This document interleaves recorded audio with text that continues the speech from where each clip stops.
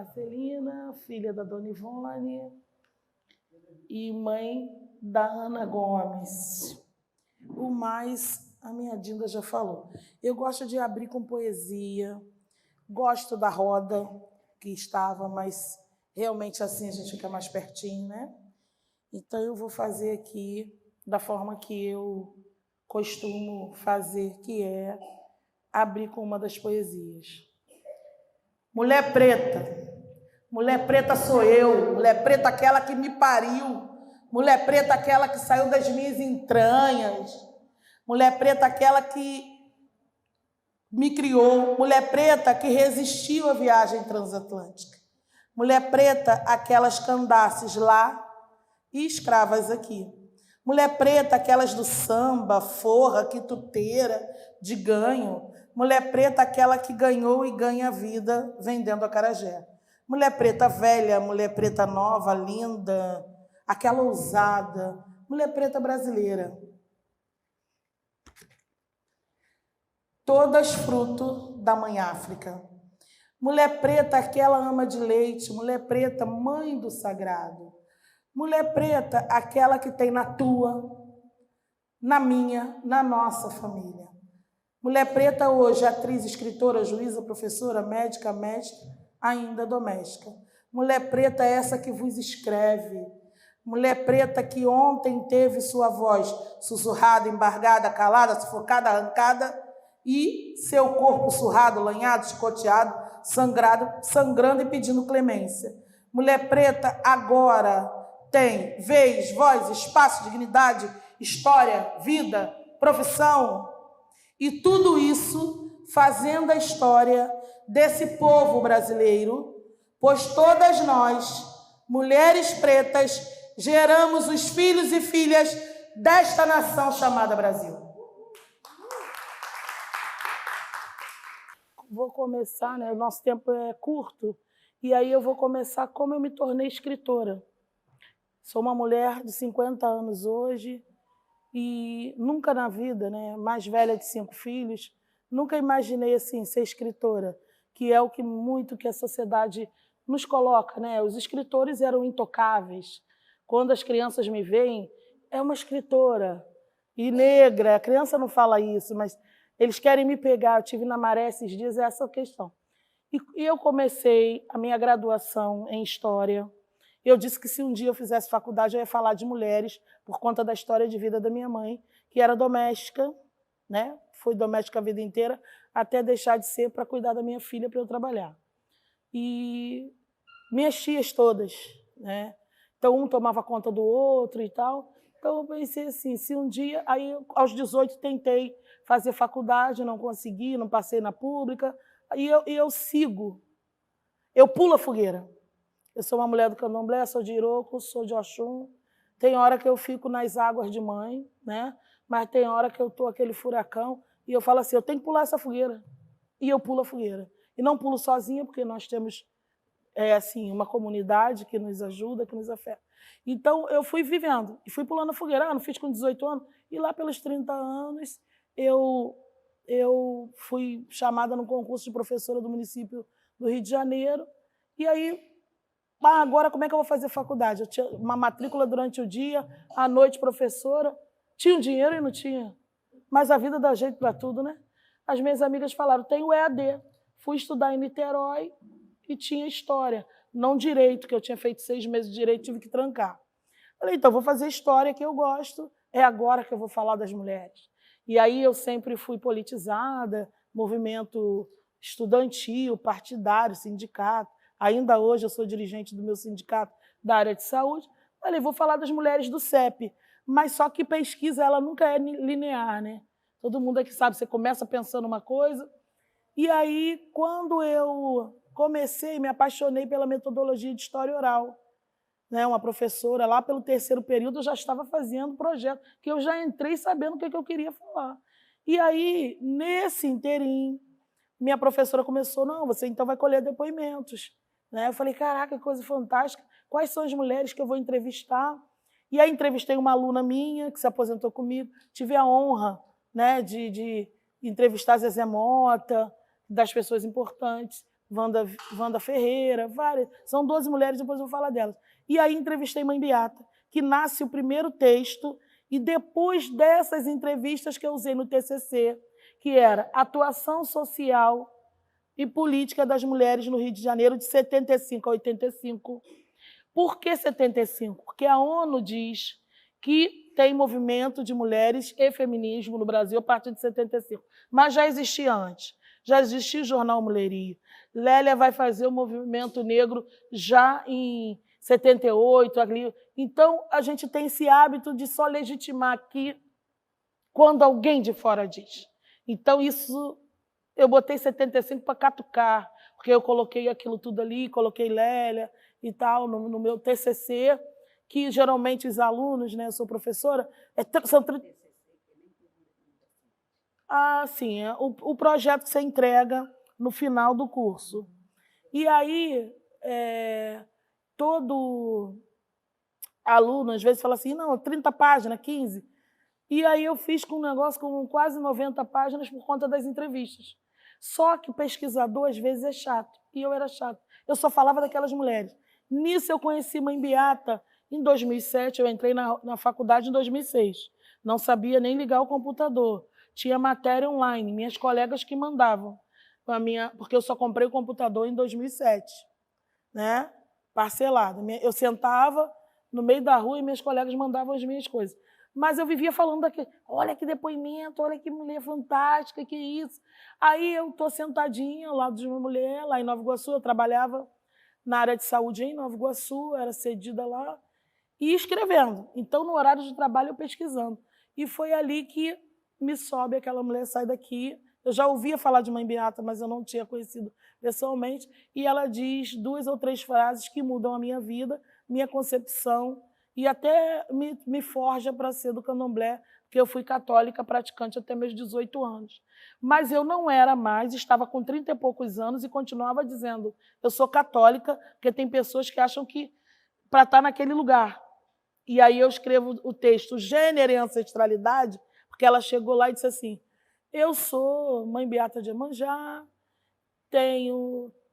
sou semi-analfabeta e tenho 3 livros publicados. Eu, o que é isso? Tem que conhecer, né? Como é que é isso? Semi-analfabeto tem 3 livros? E isso eu nada de sonhar. Foi, saiu. Tira de onde, senão não vou conseguir. É. Um negocinho.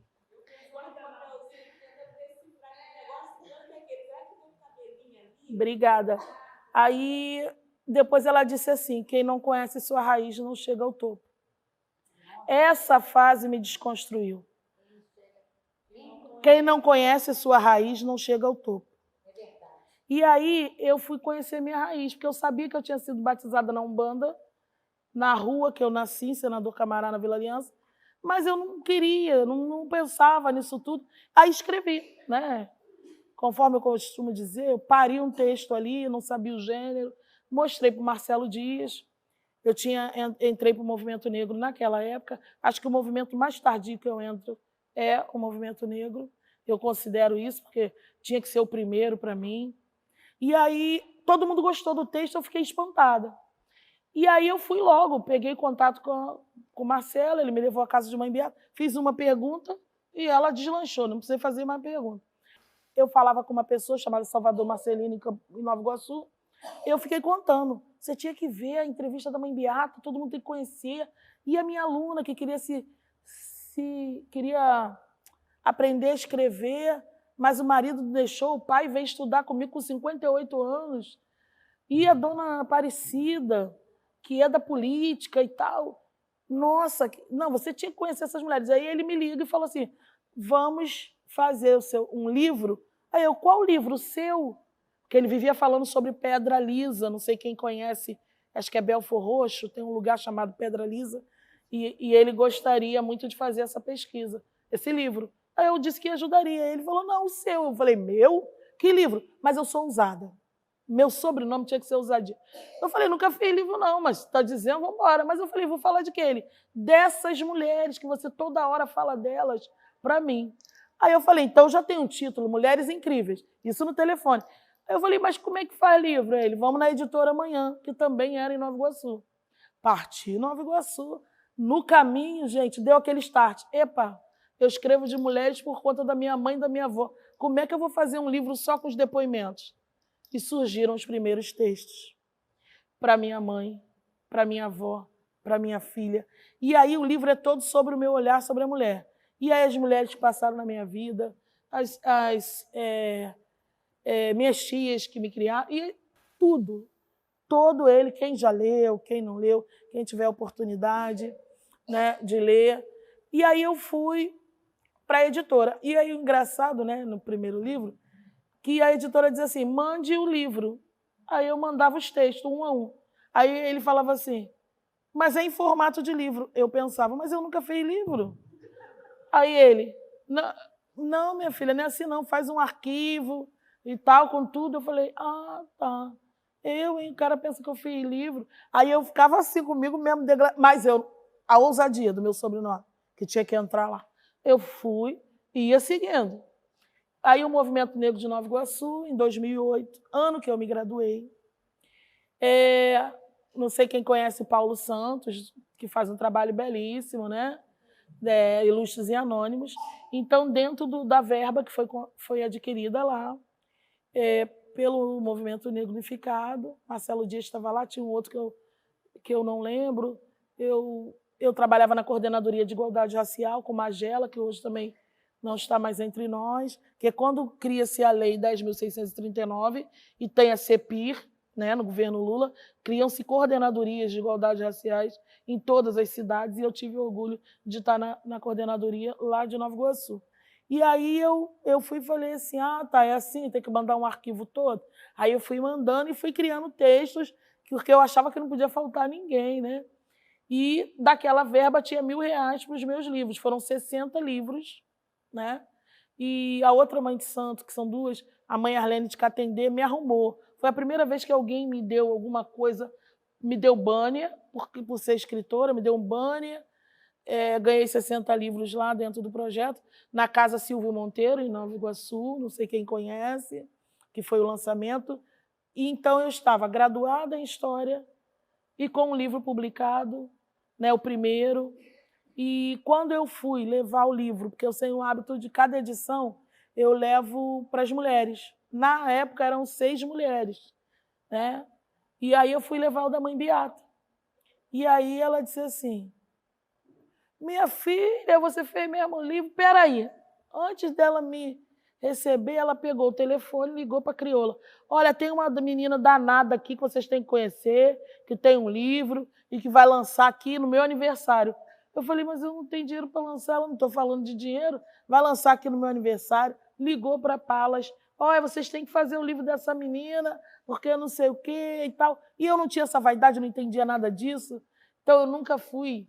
Agora que às vezes eu converso com a Cristina, mas naquela época eu não fui pedir nada, que a mãe Beata falou, eu fui tendo essa relação. Ela fazia 20 de janeiro e eu estava lá no lançamento, né? Isso foi em 2009. E no mesmo dia que eu fui, em janeiro, antes do aniversário dela, ela falou, vamos para a rádio. Eu falei, como assim? Você já vai dar entrevista comigo? Aí eu fui para a rádio que tem no centro de Nova Iguaçu. Teve uma chuva terrível, aquela coisa, mas não aconteceu nada, né? Depois sobrevivemos. E foi a minha primeira entrevista em 2009 pelas mãos dela, né? E as frases assim que mãe Beata, né, falando já de uma das mulheres, que disse no depoimento que foram fortes para mim, quando jogarem o último torrão de terra em cima de mim, saibam que estão jogando o último torrão de terra na Luther King mulher. E aí, aquela mulher que se dizia, né, semi-analfabeta, escreveu cartas, tem livros que estão sendo agora reeditados, Caroço de Dendê e tudo, né? Então ela foi forjada pela vida, pelo terreiro, pela trajetória dela. E dentro dessas mulheres, o meu professor perguntava, sim, quem tem ligação com quem? Mãe Beata tinha ligação com Lélia, Mãe Beata e Zezé Mota. Por quê? A Mãe Beata, quando chega no Rio de Janeiro, ela era conhecida como a baiana. E ela participava disso tudo, entrou para o movimento negro, e a Lélia disse para ela, né, assim, ô Baiana, você não quer entrar para o movimento negro? Aí ela perguntou, mas o que é isso? Você é danada e tal? Aí ela entrou, porque ela trabalhava na Rede Globo, não sei se todo mundo é ciente disso, e trabalhava, e aí ela é costureira, e aí a Zezé Mota, a Lélia disse o seguinte, a Zezé Mota fez fama com Chica da Silva, mas queria ter um discurso articulado, e ela disse assim, tinha um curso, né, da Lélia Gonzalez, ela vai para o curso, e a Lélia falou assim, gente, a gente tem que arregaçar as mangas. Já passou da hora da gente arregaçar as mangas e tal. Então, entre as mulheres que estavam ali, os depoimentos, né, Mãe Beata e Lélia e Zezé Mota perpassaram, né, por ela, e esse depoimento está aqui. Eu, infelizmente, mas tive a oportunidade de ver esse último torrão de terra, porque Mãe Beata, quando faleceu, eu não sei quem foi, mas foi um cortejo de pessoas importantes. Foi um cortejo que saiu de Miguel Couto, que em breve eu estarei publicando, com essa história dela, dizendo que esses fios, eles são ancestrais, eles contam histórias, e contam histórias da Beatriz e da Beata. E isso se perde. Quem é Beatriz? Quem é Beata? Né? E aí vai se perdendo. Quem não sabe aqui, em 2021 eu fiz o infantil também, não pensei em escrever o infantil para a Mãe Beata, mas fui convidada pela Malê a fazer algo sobre a Mãe Beata. Aí eu comecei a escrever minha relação com ela. Um belo dia o Wagner liga e disse assim, você me disse alguma coisa que cabe fazer o infantil. O frio na barriga de falar de uma pessoa gigante, falar da relação. Aí eu mandei um texto para ele, mandei esse dos Filhos de Beatriz. Ele falou, não, contar a história de vida dela. E aí vou contar a história de vida e o que ela mais dizia, quem não viu, só puxar lá na internet, era o seguinte, eu sou de Exu e de Iemanjá. Eu nasci na encruzilhada. Ela dizia isso, nós sabíamos, mas naquele período ninguém fazia Exu nas pessoas, ela é do Alaqueto, né, da Mãe Olga, então ela foi iniciada de Iemanjá, e era também de Iemanjá e tudo, mas ela sempre demarca isso, né? E nasceu, a mãe dela vai para o Rio e ela nasce na encruzilhada. Eu já dei um salto lá para o meu quinto infantil, porque o infantil eu nem pensava, mesmo sendo professora, esse livro aqui, essa foi a terceira edição, né? Que acho que eles vão receber também, né? É a terceira edição, mas essa edição esgotou com esses livros de vocês. E ele já estava, vocês vão ver esse aqui, na quarta edição, lançada ano passado por outra editora. Tá?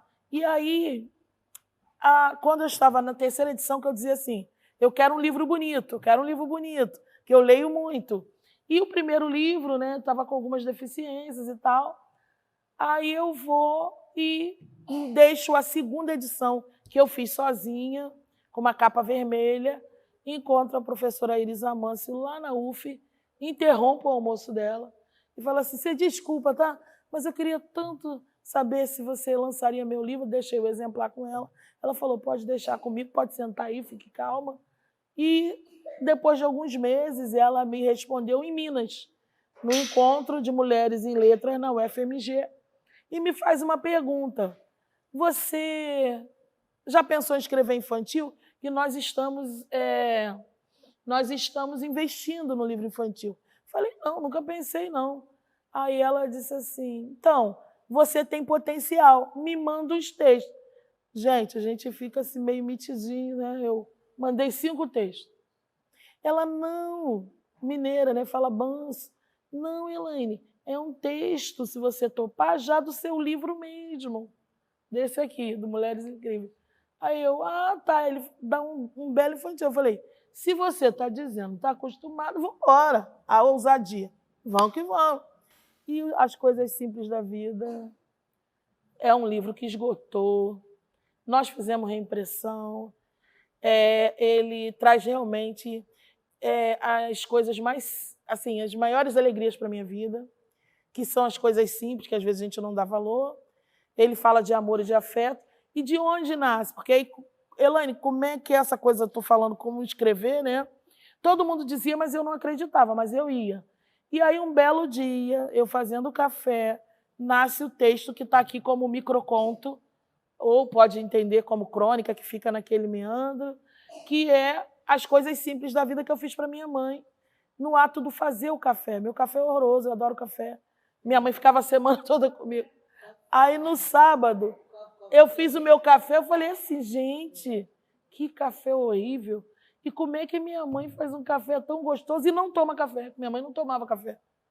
Mas às 5 da manhã, porque eu trabalhava em Nova Iguaçu, depois de Nova Iguaçu eu saía às 3h30 e ia para Santa Cruz. Quem conhece Santa Cruz? Então, eu dava aula em Santa Cruz, chegava em casa meia-noite, sábado eu fazia graduação lá em Niterói. Mas sobrevivi, estou aqui. Ó. Tá tudo bem, tá tudo legal. E aí, ousadia, aquela ousadia lá do... Isso aí, eram 9 ônibus, 9 condições no dia, que eu tenho um texto aqui que eu falo isso. E aí eu fiz e levei manuscrito, que eu tenho esse hábito, tá, gente? Não sei quem escreve, quais os hábitos. Quando dá tempo, apontar vários lápis e no manuscrito. Esse livro aqui, ó, tem meu prefácio. E a organizadora estava louca, achando que eu não estava fazendo. Eu tive que mandar não sei quantas folhas dos manuscritos. Ela, você faz manuscrito ainda? Eu falei, amor, eu faço. Só para te dizer que eu estou fazendo com amor e carinho. Eu faço no manuscrito ainda. Quando dá tempo. Senão eu vou no celular mesmo, vou no áudio, depois transcrevo. E aí levei para minha mãe. Minha mãe era a pessoa que... Minha mãe lia muito. E minha mãe falava assim, ficou bonito, que legal. Aí entrou nessa edição desse livro, né? E foi o texto que a Iris viu. E aí as escolas todas, tem uma resenha dele que diz que ele é de 0 a 200 anos, porque ele é infantil, mas os adultos têm a memória do café, aquela memória que te traz, né? Do café, e quem fez, o cuidado do fazer, e tá, o zelo. Então ele fala sobre isso. Aí eu, ousada, cheguei para a Iris e falei assim, eu quero fazer gibi. Tinha um livro infantil. Que a ousadia tem hora que tem que ter um mais velho, um griot, né? Para dizer para a gente assim, calma, não é devagar, escadinha, né? Ainda bem que eu tenho vários, muitos hoje aqui, para me dar esse filtro, né? Aí eu falei, Aí ela falou, não, Elaine, você tem que ter vários infantis para chegar no gibi. Eu falei, então eu vou fazer vários infantis, vamos fazer vários. Aí, porque a minha cabeça fervilha, né? Aí ela falou, então tá, vamos criar uma série, já que você está com tanto texto na cabeça. Eu falei, tá. Comecei a escrever a série da Marcelina, quem não conhece, né? A série da Marcelina compõe 3 livros. E a ousadia de botar o Marcelina, que eu perguntava aos amigos, aí falava assim, mas vai botar seu nome, você vai botar seu nome lá em cima? Eu falei assim, mas o Maurício de Souza pôde botar o nome da Mônica, da filha dele. Eu sei que o Maurício de Souza é o Bambambam, mas eu sou a Marcelina. E botei, e a série fala da minha infância. Eu ganhei o meu primeiro livro na escola, então a série está assim. O primeiro livro de Marcelina, a primeira trança de Marcelina e a primeira boneca de Marcelina, que é uma Baiomi, para pensar na 10.639, e para os professores e para as pessoas que dizem que falar de história e cultura africana na escola está falando de macumba, que macumba é um instrumento, ela vai poder, a partir daquele nome em Yorubá, e lá está lá, Nigéria, dizer de onde veio, porque nós somos maioria nessa sociedade brasileira. E nós temos uma tríade de formação. Indígenas que aqui estavam, os que são os povos originários, brancos que vieram, que escravizaram, sequestraram nossa terra, e temos toda essa mistura de gosto. E aí quem chega na Bahia, quem chega aqui no Cais do Valongo, e aí nós vamos ter tudo isso. Então, não tem como dizer que falar da nossa história vai falar de macumba. Mas se as pessoas insistirem, é só dizer também que macumba é um instrumento, que aí a gente pode convidar a Zoilda para a conversa, né? E ir lá falar da cor da cultura, porque eu sou muito chamada para dar treinamento para professores. Eu já estou com um treinamento marcado. Porque até hoje, com 21 anos da 10.639, e não sei precisar quantos anos da 11.645, que ela é de 2008, existem pessoas que afirmam que não conseguem trabalhar a história e cultura africana. E se eles não conseguem, a gente chega lá e dá um treinamento. Eu fico honrada de dar esse treinamento, né? Então, não sei quanto tempo eu ainda tenho.